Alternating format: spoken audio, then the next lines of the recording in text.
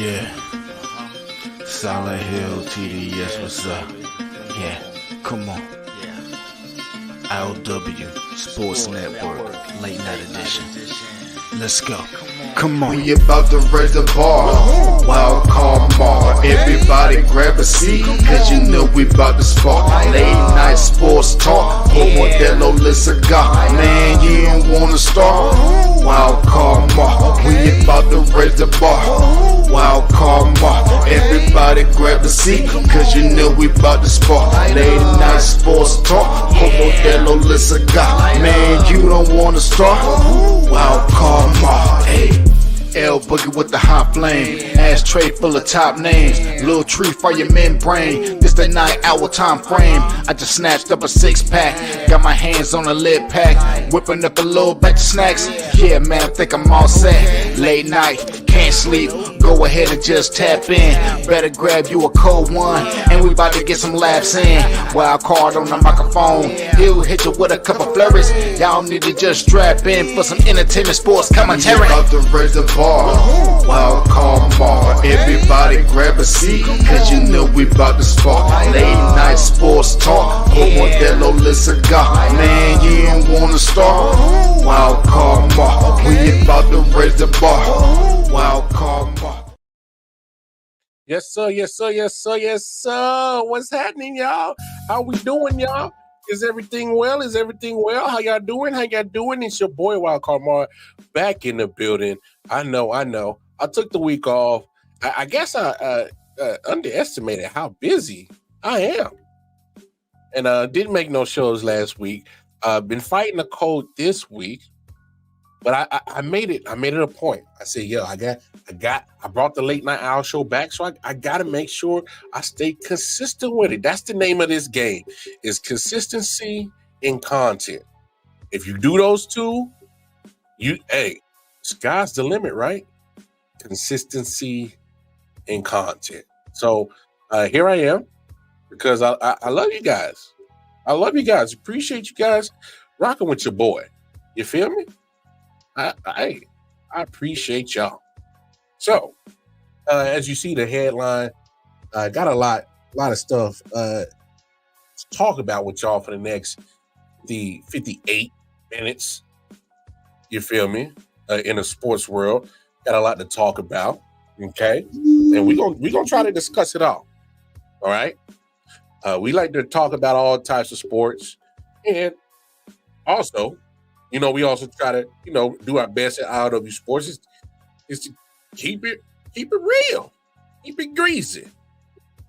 All right, no fluff, no fluff.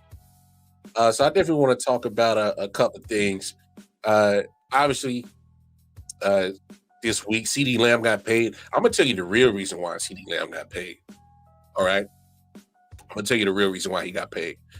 Don't try to act like Jerry Jones was he know what's up. We'll talk about that.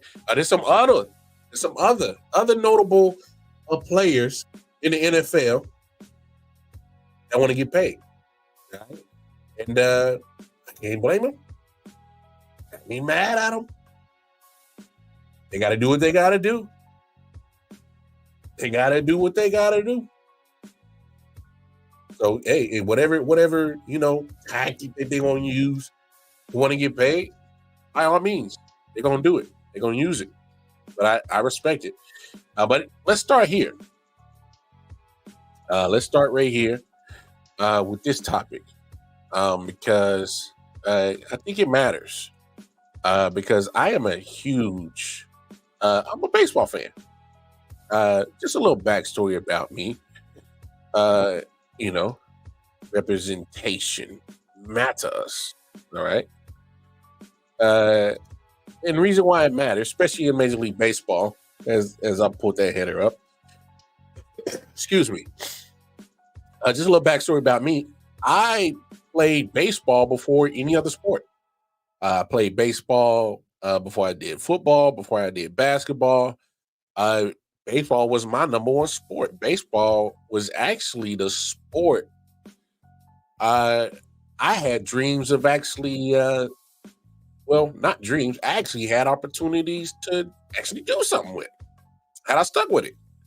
And I'll kind of get into the backstory on why I didn't stick with baseball, but I stuck with baseball for a hot minute. And I'm talking about since knee high to tree high. I played baseball from T-ball to when you first learn how to hit the ball in your fundamentals, all the way to freshman year in high school. And then I'll kind of get into the story of why I stepped away from baseball. But the reason why I'm having this topic is because, excuse me, for those who watched the Little League World Series this past weekend, they had a fantastic finale. And every summer, I love watching the little homies, the little youngins play baseball because they play it with passion and just love to just go out and just lay it all on the line and have fun. And their sportsmanship, which is a big thing, their sportsmanship is pretty big. And they're pretty good about being good sportsmanship in that aspect of respecting the game and respecting each other. There's no ego. There's no, of course, they ain't getting paid for it, like Major League Baseball players or college players or, minor league players. So it tends to have a little bit more passion. But take a look. This ended, and this what brought up this conversation about. And I'll kind of touch base, but this was the finale of the Little League World Series this past week. With the runner at second base, Norton.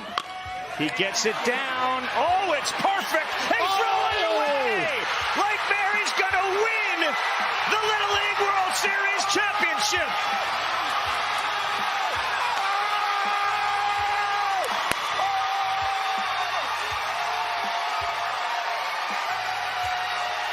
Chinese Taipei in shock. It was fielded and thrown to first base. Nobody was there on an incredible bunt by the last hitter in the order, Hunter Alexander. And for the first time, Florida are Little League World Series champions. 2-1 is the final. And all the Florida kids are gathered and holding and hugging and consoling the kids from Taiwan.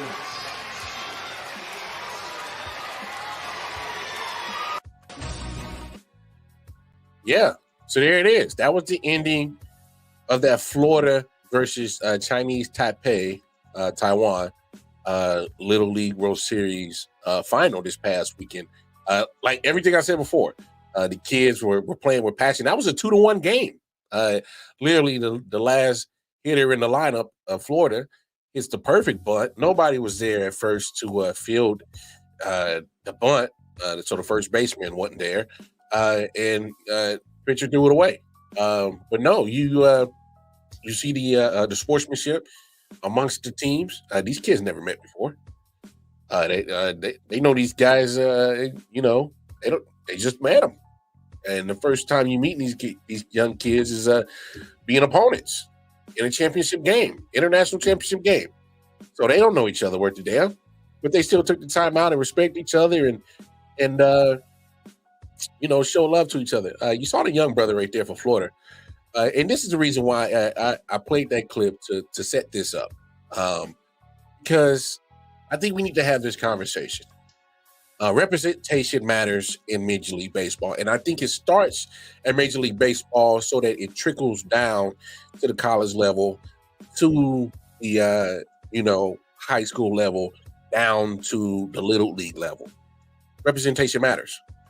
And those who are, avid consumers of the I.O.W. sports content, we are not race baiters by any means. We don't play the race card and all this. But I will say this, when it comes to Major League Baseball, representation matters. And for me, who grew up playing baseball before I played football, who grew up playing baseball before basketball, who grew up playing baseball literally from T-ball all the way up to freshman year of high school, it matters.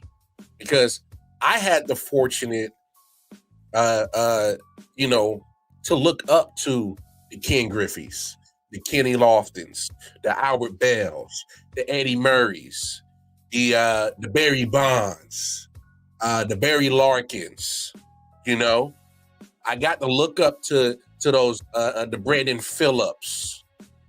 You know, I had examples of brothers that came from neighborhoods similar like me, look like me, talk like me, act like me, and made it to the major league level.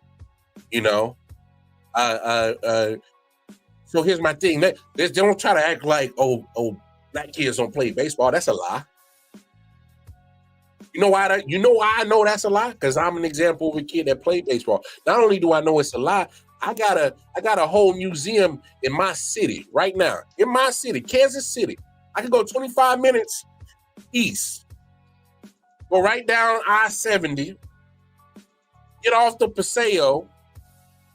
Go to 18th and Vine. They got a whole museum called the Negro League Baseball Museum. Don't tell me, folks, that black kids don't play baseball. Don't tell me they don't. We got a whole museum that says otherwise. You know, and we got a whole bunch of big names in that museum says otherwise. The Satchel Pages, the Jackie Robinsons. Okay? We talking big names of the Negro Leagues that are in that museum. Don't try to tell me black folks don't play no baseball. Bullshit. But the problem is that representation matters in Major League Baseball, and the percentage of young black boys playing baseball continues to go down in the drain. Did y'all know, as of 2024, opening day, the amount of black players playing in the Major League Baseball are almost to the same percentage as it was in 1942 when Jackie Robinson broke through the Major League color barrier. Yeah. I felt that shock off your faces because I felt the shock when I saw the stat. How is it that in 2024 we're reversing? But in 1942, it's almost damn near the same a percentage of black people playing baseball. Why? And I thought about it. And I think we need some answers. We need some answers why we are not being represented in Major League Baseball like it used to. Why?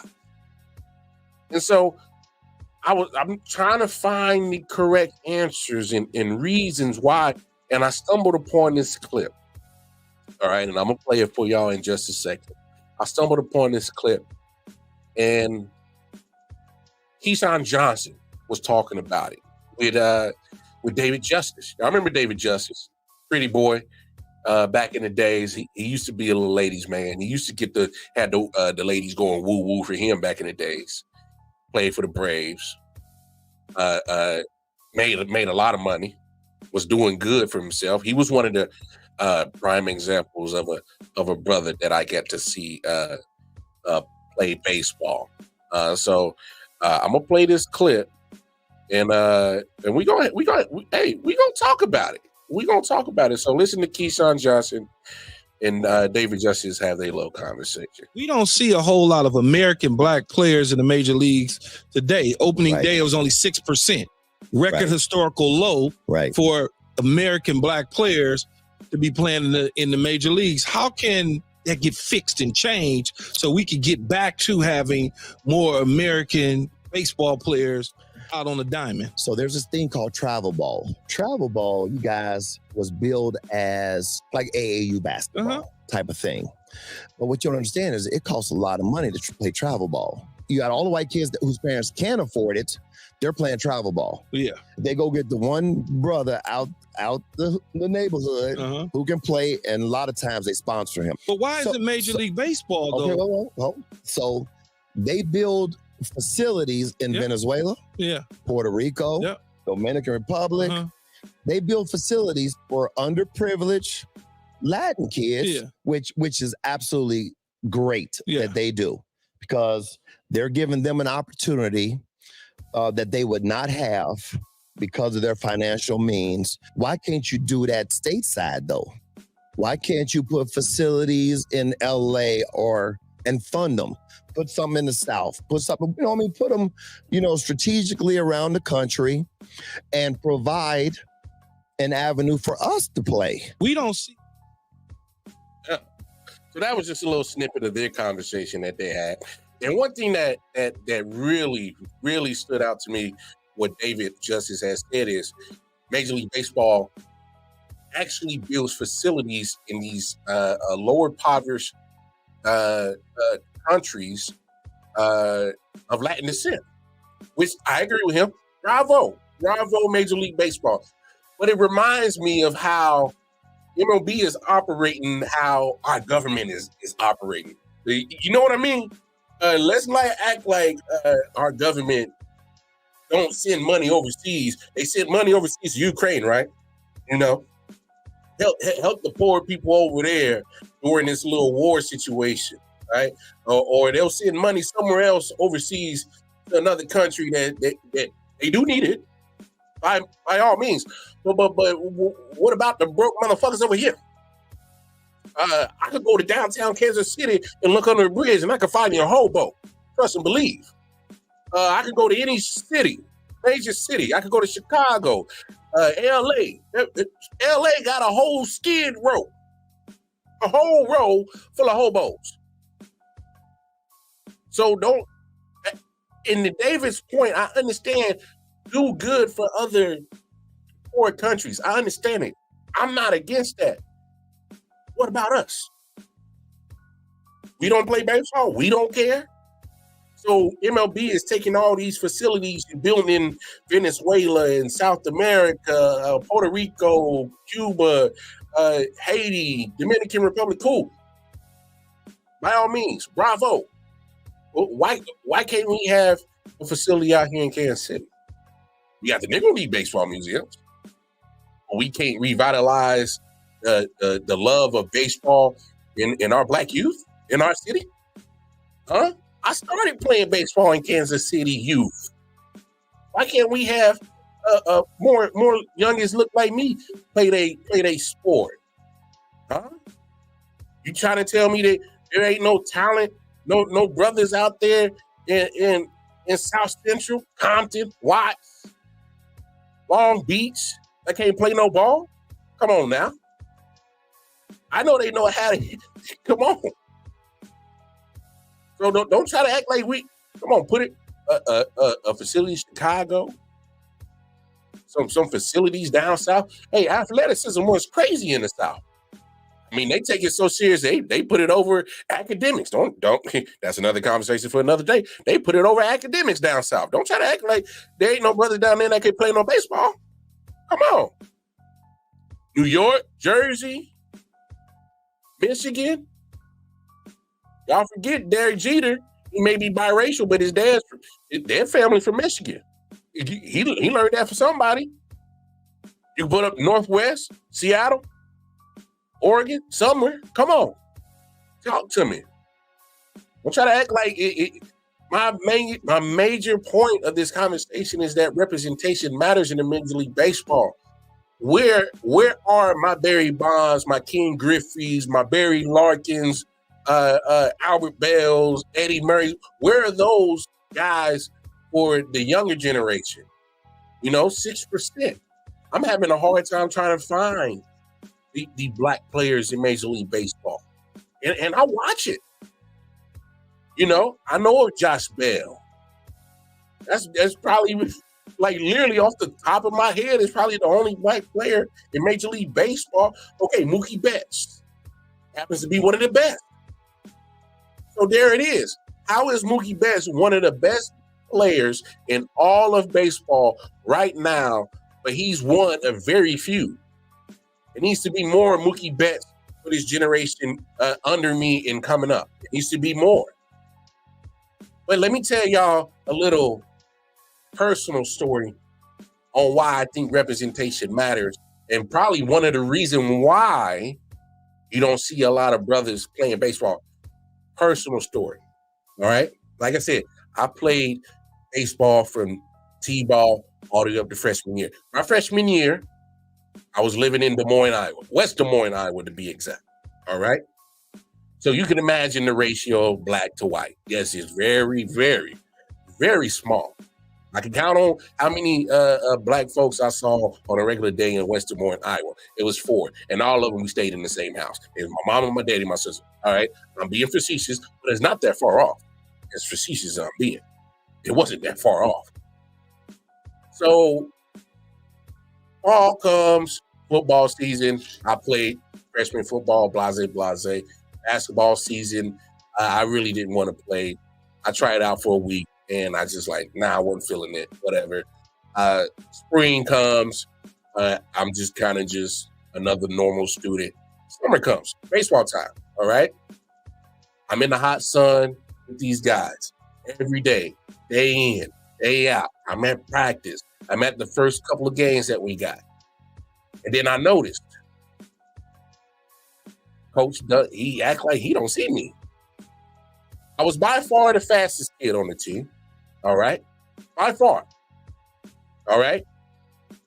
I probably, if he put me in, whether second base or outfield, I probably would have been the best defensive player on the team, all right? But wasn't no baseballs getting past me. I love second base. Oh my gosh. I thought I was a Hoover vacuum. Ain't nothing getting past me. All right. I wasn't the best hitter. I can admit that. Hitting wasn't my forte. Everything else in baseball, element wise, I was nice. I was nice. So long story short, 2 months into the season, I ain't seen a play worth the damn. I ain't been substituted for a pinch runner. I ain't been substituted for a defenseman, play defensive. Nothing. 2 months. I'm out there with the boys every day, missing all the summer fun. 2 months into the season, I was sitting on the damn pine so much, I started getting just splinters up my butt. All right, pause. That's how much I was just sitting there watching everybody else get their opportunity to shine, but me. And at that point in time, I didn't know what I was dealing with. Now that I look back at it, I'm looking at it like, damn, I guess you don't think I should be playing baseball. But this ain't my sport. As a matter of fact, now that I think about it, there was one time in practice, he saw me running so fast, he said, son, I think you might be in the wrong sport.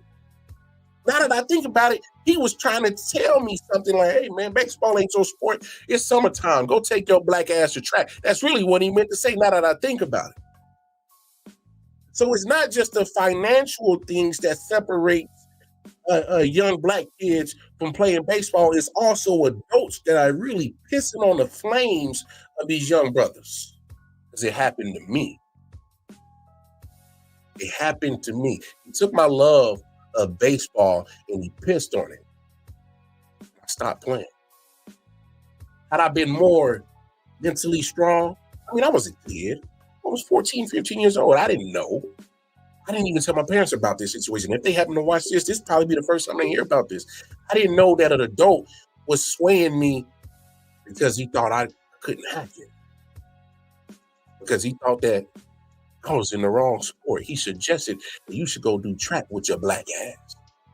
That's pretty much what he said. He didn't say it verbatim like that, but that's pretty much what he said.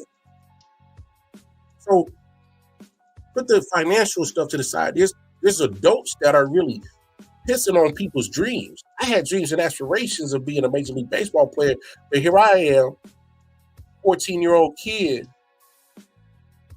just got mentally taken out of his love by an old white man. It happened to me.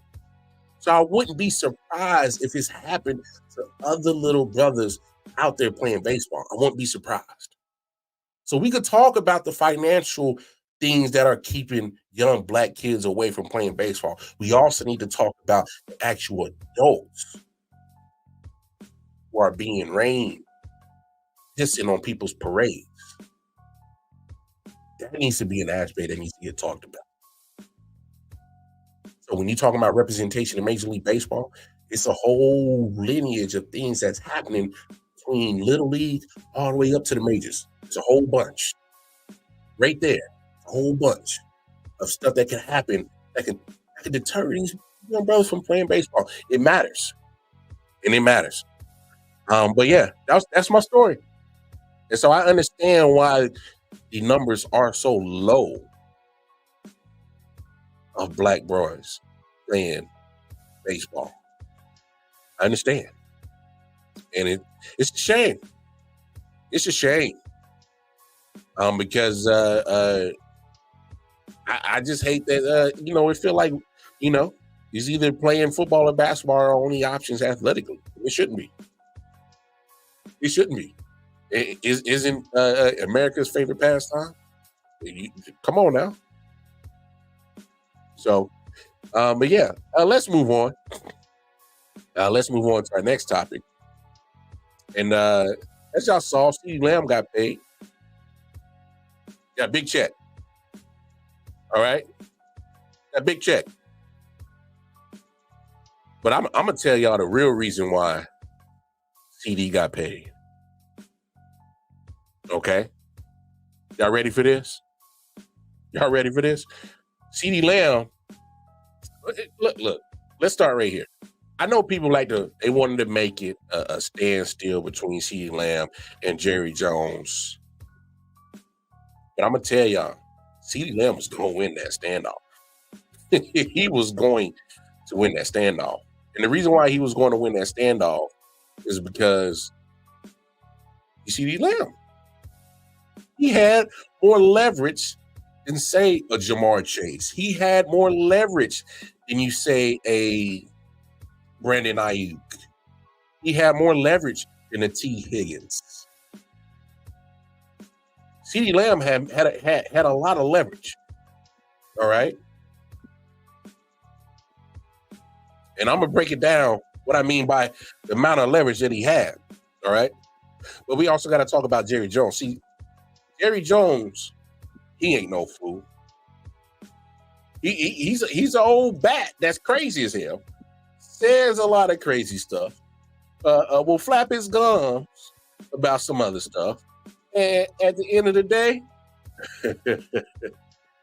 he ain't silly. He ain't silly. You know why I know? Because we've seen this before with Jerry Jones and a player that was willing to hold out and play the chicken game about their money. Yeah, I remember Emmitt Smith kind of took a little break, right? I can't remember what year it was. Early 90s. Had to have been 94, 95. I can't remember off the top of my head. And he wanted some money. He was like, man, we keep winning these Super Bowls. I'm probably one of the best running backs in the league. Yeah, pimp, you're going to have to come off some money. And Jerry Jones was, nah, man, I ain't giving you no money. So Emmitt Smith said, all right, now how far you want to take this? And I think he set out week 1 and week 2, if I remember correctly. And offense was dead. Wasn't no mojo. And Emmitt Smith the whole time was looking like, so how long you gonna take this? How long you gonna take this? How long are you gonna put up with this mess and not pay me? Huh? How much? Eventually, your boy caved in and paid Emmitt Smith because he saw the production that he was getting from the running back room and how the offense was operating without Emmitt Smith. It wasn't looking good. And this is the real reason why Ceedee got paid. All right? This is the real reason why Ceedee got paid. Because Jerry Jones will play a fool. Jerry Jones be playing a fool sometimes, but he ain't stupid now. He'll play a fool real quick, but he ain't stupid. And I'm gonna throw some numbers out to you. All right? So here's Ceedee Lamb's 4-year career in a Dallas Cowboys uniform. All right.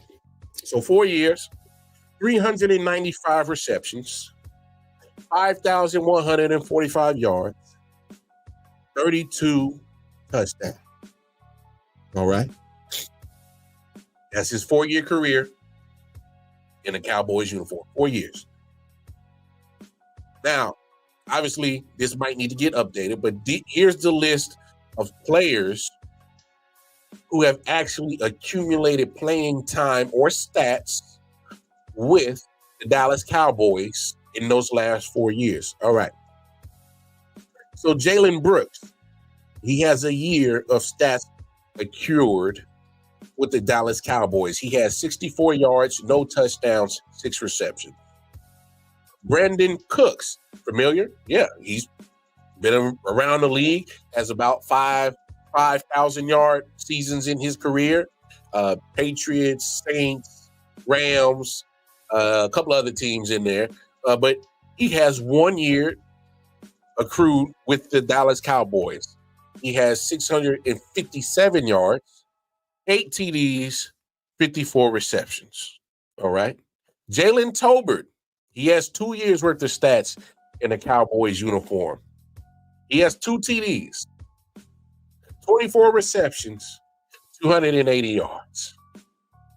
Kevontae Turpin has about 2 years of stats worth in Cowboys uniform.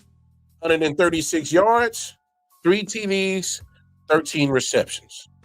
So when you take Kevontae Turpin, Jalen Tolbert, Brandon Cooks, Jalen Brooks, and you take all their stats, they have accumulated combined 6 years of stats in a Cowboys uniform, totaling 1,137 yards, 13 touchdowns, and 97 receptions. Yeah. Mind-boggling, right? Yeah. And so 1,137 yards, 13 touchdowns, 97 receptions. Guess what? Ceedee Lamb did that damn near last year. He damn near eclipsed that in his rookie year. Again. So there's this right here. All those stats that I personally looked at my damn self between those people in that wide receiver room. You take Ceedee Lamb out of that, you got a whole bunch of nothing. You basically got Ceedee Lamb's rookie season in that room without Ceedee Lamb. So all those 6 years of accumulated stats equals up on one guy's rookie season. You want to know the real reason why Ceedee Lamb got paid? Look at that shit right there. Jerry Jones said, damn it, I ain't trying to have no Emmitt Smith situation on my hands again. He looked in that wide receiver room and said, where's Ceedee Lamb at?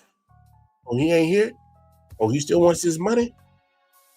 Oh, we don't need him. Y'all remember when he was popping his guns, talking all that good shit. I ain't paying Ceedee. I'm just gonna count my money with my old rich ass. He was talking all that good shit a few weeks ago, right?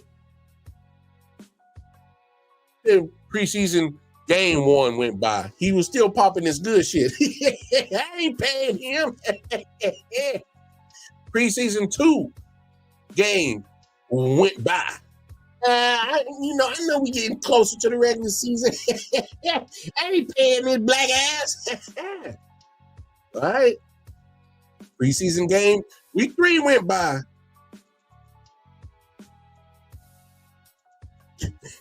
Jerry wasn't laughing no more. He like, damn. 3 preseason games that went by. Wide receivers ain't jumped out of the screen on me. Ain't nobody showing me something that they ballers like that. He went into that wide receiver room and said, Ceedee still ain't him. He said, huh.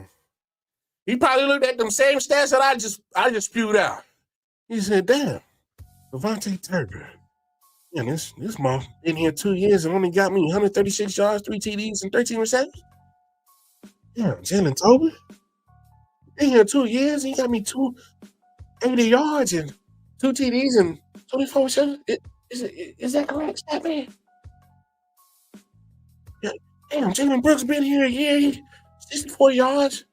He didn't even sniff the end zone. 6 catches. You sure this right, stat man? Okay, I know Brandon Cooks got me right. Wait, 1 year? Only 657 yards? 54 catches? That's it? Okay, about 8 TDs, but I'm going to need more if I'm going to win the East. I'm a damn sure need more if we gonna get out this divisional round. That man, this is all we got in the room that's done something for the Cowboys. You sure? You sure? Well, Mr. Jones, that is correct. Well, I'll be there. Get Ceedee's land manager on the phone right now. Get his attorney on the goddamn phone right now.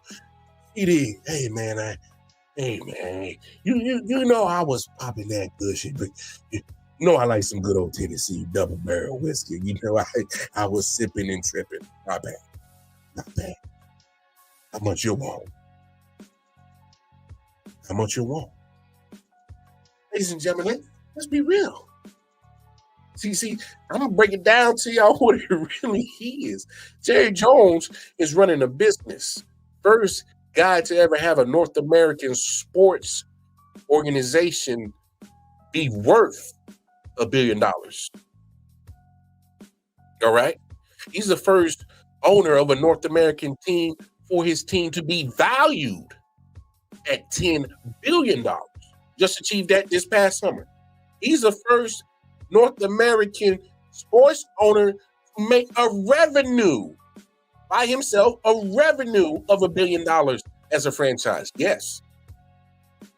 Marketing genius. He knows how to take his Dallas Cowboys internationally known. They know the Cowboys everywhere. In the deepest crevices of the world, they know about the Dallas Cowboys. Smart businessman. So he ain't stupid. In order to be number one and make certain accolades as being the guy to make your team value at $10 million, first ever in American sports history, to ever make $1 billion in a year. In order to do that, you got to have the reason why people want to come and pay and see that money. CeeDee Lamb is the reason why a lot of people want to come and see the damn Cowboys. It damn sure ain't Devontae Turpin, Jalen Tolbert, Brandon Cooks, and Jalen Brooks combined. Jerry gonna play a fool. He ain't stupid. In order to have these damn Cowboys fans keep funneling their hard-earned money into his pockets, I need something for them to be worthy to even come and spend their money on. Ain't nobody coming to spend no money on Devontae Turpin, Jalen Tolbert, Brandon Cooks, and Jalen Brooks. Who the hell them boys? Obviously, we know who Brandon Cooks is, but he 30. Ain't too much juice to squeeze out of that lemon no more. Let's not play fool too much, Jerry. But he ain't stupid. So, ladies and gentlemen, that's the real reason why Ceedee got paid. Because he helps the bottom line for Jerry Jones. He helps the financial benefit to keep it in the green, to keep making money. He's a big part of that machine down there. All right? And I should know by now. Jerry Jones ain't sacrificing no moolah, no green, no cheddar, no dead prayers, no greenbacks, no Skrilla, no paper. He is not sacrificing that one bit. Not one bit. Because the team ain't going to win on Super Bowl. It's going to make some money. He knows this. The only people that don't seem to realize this is the fans for some reason. I'm just so... You Cowboys fans are just delusional. I do know that it's not a Super Bowl team, right? Y'all continue to fork over money, dollar after dollar after dollar. It's not just y'all in America. It's international. Jerry Jones has managed to finesse the Cowboys fans international. Watch how he literally strategically uses this team. How he markets this team. It's no secret. He's the only guy that has a Pepsi deal. Got a Pepsi deal in the stadium. The NFL said everybody has to be sponsored by Coke. He said, hell no. I don't even like Coke.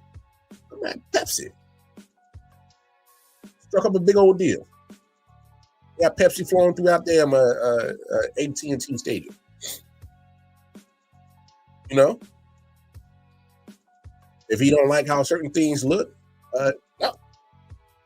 I don't care what y'all do, NFL. I'm doing this deal. This makes more sense for me. Makes more sense for my team, for my business. Strikes up a deal, gets a whole bunch of money out of it. And you know why? He don't have to share it. He reaps in all the profits. There's no revenue sharing. The only revenue sharing that he's sharing is the TV deal amongst all 31 other owners in the NFL. But all those other deals, mine, and mine, all in my pocket. Jay ain't stupid. Play a fool now. That's the real reason why Ceedee Lamb got paid. But there's other players that need to get paid too. All right? There's some other players that want to get that Skrilla. And rightfully so. I mean, some got a little bit more leverage than others. All right?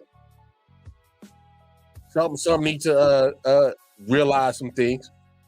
So, like Jamar Chase, I think his leverage is kind of low, only because he's still under contract for the next 2 years. So that doesn't favor him. But the leverage that he does have is this. If I'm Joe Burrow, I'm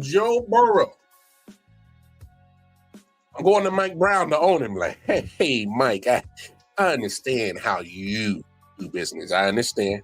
I truly understand. But, Mike, if you want us, your players, to have the most success, and you want us to succeed, and you want us to, to get you a Super Bowl, that guy down there, number one, with Chase on the back,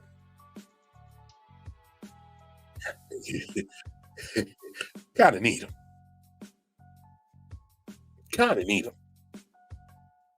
You know what I'm saying? And I don't know if they're going to have this situation clear by week one. I really don't. I think this is a situation with Jamar Chase. This might go into week one. Yeah, it better get fixed by week two. You don't want to lose to the Chiefs week two. You don't want that now, do you?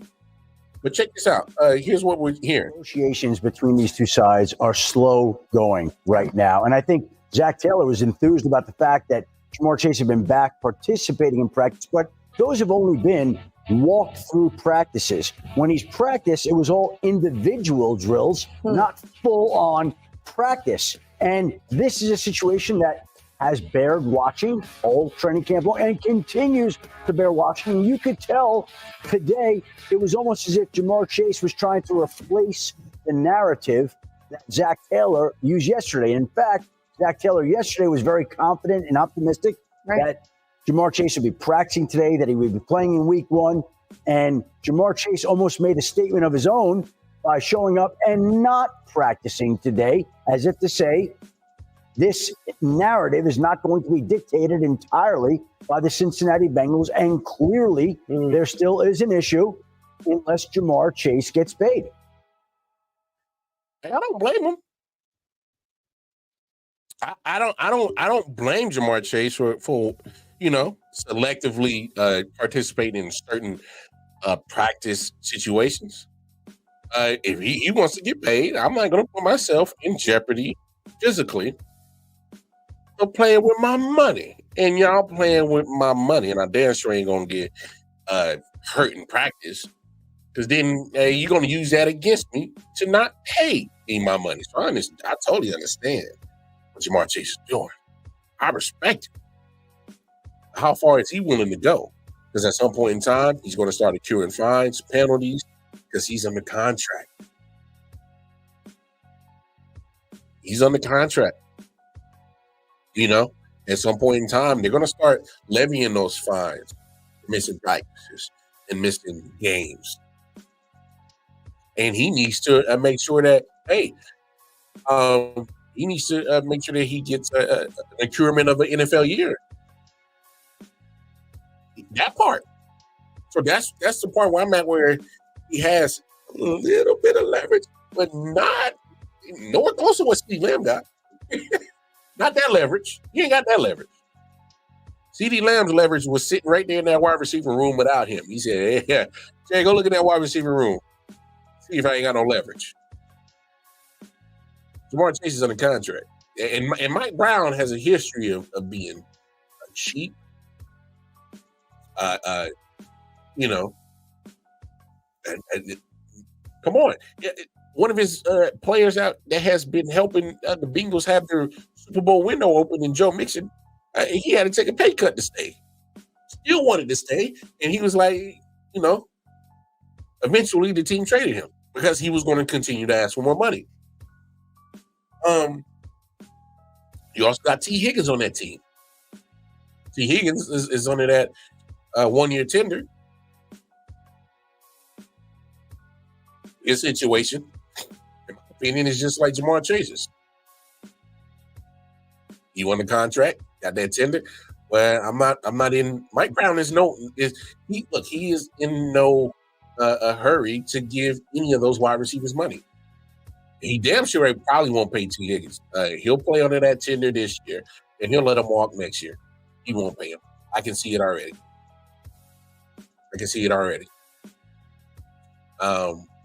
Shout out to my guy, sports guy Jado, who I had on the I.O.W. Sports Show. He made a point. He said if Mike Brown was smart, he would have traded T. Higgins last year, got at least probably a second or third round back for him, and got some compensation back for him. More than likely, he should still explore that option before the trade deadline and see if he can, get some type of second or third round for T. Higgins, and see what you can get back. Might as well, because if you're not T. Higgins, obviously he wants to get paid like the other wide receivers that are getting paid. But T. Higgins is not a number one wide receiver. Could he have? Can he be a number one on other teams? Possibly, but when it comes to the Bengals, he's not. And so, therefore, for what we value as is, I can't value at 33, 34, 35 million a year like these top receivers are getting paid. You know, be happy with that $20 tender you got, that $20 million tender a year that you got. That's what they value him at. So if T. Higgins really wants to get paid, it won't be in Cincinnati. It won't be in Cincinnati. It just won't. It just won't. Who's on the notable holdouts? Brandon I.O.W. Hey, man, that story is crazy.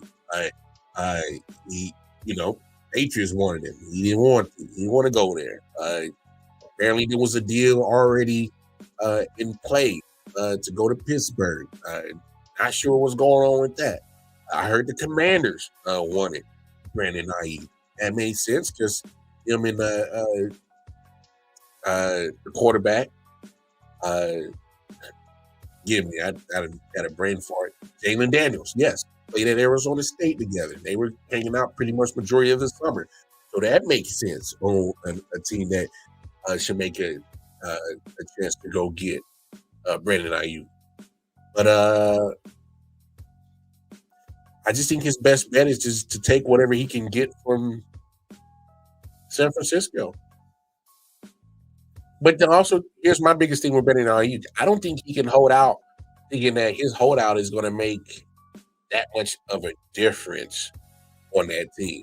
And that's not a slap to Brandon I.O.W. I think he's very talented. But he's kind of in T. Higgins' situation where he's a number one. He's not a number one. You're not the first option. Matter of fact, Brandon I.O.W. He's not the first option. That's CMC. He's not the second option. That's Debo. He's not the third option. Well, that's debatable because you can make the third option Kittle. So whether you want to look at it or not, he's the third option at best, fourth option at worst to get the football. That's just how the San Francisco 49ers are built on that offensive side of the football where, hell, I'm not saying he is, but the way that they use Kyle Juszczyk, that fullback, he's an integral part of their offense. I'm not saying he's more important than Brandon Ayuk, but there's at least 4 valid offensive options that get used on a regular basis, occurrence in that Kyle Shanahan offense. So you got CMC, Debo, Kittle, and Juszczyk. And if Ayuk is there, he's 5. He's amongst the 5, often used options on that football. It's never been a one-person show on that offensive side in San Francisco since they built that team together and had got that offense with Kyle Shanahan, got that scheme with him. It hasn't been just a one-man show. Look, Debo gets his, CMC gets his, Kittle gets his, Juszczyk gets used, and Brandon Ayuk was getting used because just guess what? 17 games. I'm gonna make you guess who's gonna get off on this game. Game 1 might be Ayuk. Game 2 might be Debo. Game 3 might be CMC. Game 4 might be Kittle. Game 5 might be Juszczyk. It's a a revolving door of people who are contributing to that offense. So, quite honestly, from Brandon Ayuk, he can ask for a trade request. He can ask for this. He can ask for that. That's fine. 49ers got all the leverage. All the leverage. If he holds out, he's doing career suicide, in my opinion. He's causing more detriment to his career, his chances at getting paid, because they don't have to trade him. They don't. They don't have no incentive to absolutely trade Brandon Ayuk unless they feel that whatever compensation they gonna get back is gonna matter. They have no obligation to trade him, and they have no obligation to pay him. He's kind of stuck in a pickle. He may want to force his hand, but sometimes you just might want to chill. Because if I'm Brandon Ayuk, I'm looking at it this way. I'm on a team that can easily in the NFC say that, hey, these guys could possibly be in the Super Bowl, for sure. I mean, let's call it spade a spade. You look at the 49ers, you're like, well, why the hell can't they go back to the NFC Championship game? Why can't they go back to the Super Bowl? On paper, they are stacked. Both sides of the ball. They looking good. So why not? I could stay here, get one more year, possibly get on another run at the Super Bowl, and then, hey, come next winter, March, April, I could talk about getting contracts with so-and-so getting the payday. Because that wide receiver market isn't dying. I don't think it's going. It's going up. It's going up. Actually, Ceedee Lamb just got paid. A lot of other wide receivers just got paid. Jamar Chase is down the road at some point in time. There's some other wide receivers that's going to get paid some down the line. So it's going up. So if I'm Brandon Ayuk, I would actually be patient with this one and just play it out. Let the 49ers do what they do. Show up to camp, come in healthy, ball out, and let the chips fall where they might. That would be the best advice I would give him if I was his representative, if I was his agent. Like, hey, bro, ain't too much leverage we got over here, Pimp. And grass ain't always green on the other side. You get traded to Washington, and those being in the NFC Championship game aspirations go away. All right? Yeah, sure, if you go to the Patriots, I know that situation won't happen, but it goes away. You go to the Steelers, you got more of a wild card aspiration, right? Championship game aspirations. That's just a fact. But there's another person on the 49ers who's been holding out that I think matters the most. I'm talking about Trent Williams. Ladies and gentlemen, If there is a holdout that is saying pay this man right now, it is Trent Williams. And if I'm Brock Purdy, I am hollering, hooting, screaming at the top of my lungs. Will you pay this man? Will you please get this man into the building immediately? Immediately. Get him in the building right now. Get him in here now. Because first of all, let's be honest. Premier left tackles don't grow on trees. All right? They do not grow on trees. And when you got an easily shoe-in Hall of Famer, a multi-perennial all-pro left tackle, Pro Bowl tackle in Trent Williams, you kind of might want to get him in the building. I'm just saying. You might want to get him in the building. The reason why you want to get him in the building is because, damn it, the success to your offense is, to me, very much hindrance on the status of him. You know Trent Williams, other Trent Williams on that roster. You know Trent Williams walking the street in free agency. Ain't no other Trent Williams you can make a trade for right now. And if there was another Trent Williams in the league that you can make a trade for, the team that already got another Trent Williams would not trade you your Trent Williams because you missing your Trent Williams. No, come on. Come on. How much sense would that make? You make zero. But this man ain't budging. He said, I am not reporting until you get my contract right. And he ain't playing. Now he got some leverage. You don't believe me? Go look at those games that the 49ers lost last year. When they got pushed around by Cleveland. A lot of that pushing around happened when Trent Williams got hurt and couldn't play the rest of that game. When that offensive line on that left side was getting pushed around. Myles Garrett had a field day. Offense looked abysmal. Offense looked like it didn't exist. That CMC, Brandon Ayuk, Debo, Kittle, Juszczyk, didn't matter who they had. Couldn't get the ball to him because the left side was getting hounded, and Brock Purdy was looking just every bit of Mr. Irrelevant that day. Did he not? Y'all go look at the film again. Then go look at the next week later, the Minnesota Vikings. They go to Minnesota. What happened? Oh, the same thing that happened the prior week before when Trent Williams went down against Cleveland. But this was a full game of no offense because Brock Purdy looked every bit of Mr. Irrelevant because he was laying on his backside because his backside wasn't getting protected by that man, Trent Williams. He was hurt, didn't play not a snap in that game.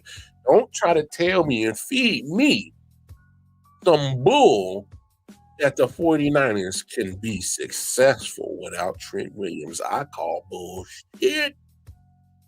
I call it. No, sir. The bullshit? Yeah.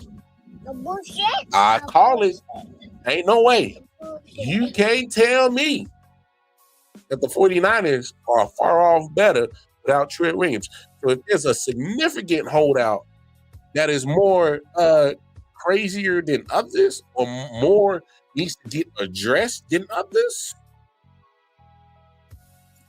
John Lynch, the GM, owners of the 49ers, you might not want to keep playing chicken with Trent Williams. Because as far as I know, you got your time is ticking till Monday Night Football against the New York Jets. And they have happened to have a damn good defense. They kind of have a good defense. You feel me? So you got 1, 2, 3, 4, 5, 6, 7, 8, 9, 10. 10 days where you actually want to get it done quicker than sooner because you want to get him in game shape. Obviously, practice him a little bit harder, get his win together, get his physical conditioning. Knowing Trent Williams, he's a professional. He's still working out at home, but still, you want to get him in football shape, because he's going to go up against a good defense with the Jets. So, all I say is, you sure? Now, you sure you want to go up against that damn good Jets defense without the best at left tackle? You think Brock Purdy's going to look irrelevant? He's going to look very irrelevant against that defense. You know, Trent Williams blocking for him, I can tell you that. You might want to get that handled, 49ers, John Lynch. Because if you want to roll the dice, no Trent Williams against that defense, better than me. That's how people get fired. That's how people get fired. Because don't let some shit happen that he ain't there. Brock Purdy get hurt because he was getting ran into the ground all night. I'm just saying, you want to avoid situations like that. Ain't nothing in that organization right now. Ain't nothing you can pick up on the practice squad or in the free agency right now can pick up the slack that will be voided if he ain't there. Just telling you like it is. Anyway, hey man, we're gonna set it down. I'm gonna go get some medicine so I can make sure that I come back tomorrow night 100% more healthy. As y'all can tell, I was a little under the weather, but I need to make it apparent that I need to come back, come kick with y'all. I underestimated my busyness last week and realized, like, damn, I must be busy. I ain't even had time to get prepared for the shows last week. I brought it back, but here I am. Hey, we gonna keep grinding. Consistency and content. CC, that's what matters. Hey man, I'm gonna get up out of here. Appreciate y'all. Y'all know where to find me. Everything on the bottom of your screen. Tap in with all the I.O.W Sports Network right there at the tip of my tippy tip finger right there. Going over to the Twitter page, KC Wildcard Mar. That's where you can follow me. Talk it up with me personally. Until the meantime, in between time, hey man, take care of yourselves. Take care of each other. See y'all tomorrow night. Peace, love. Yeah. Solid Hill TD, yes, what's up? Yeah, come on. I.O.W Sports Network, late night edition. Let's go. Come on. We about to raise the bar. Wild card Mar. Everybody grab a seat, cause you know we about to spark. Late night sports talk. Modelo cigar. Man, you don't wanna start. Wild card Mar.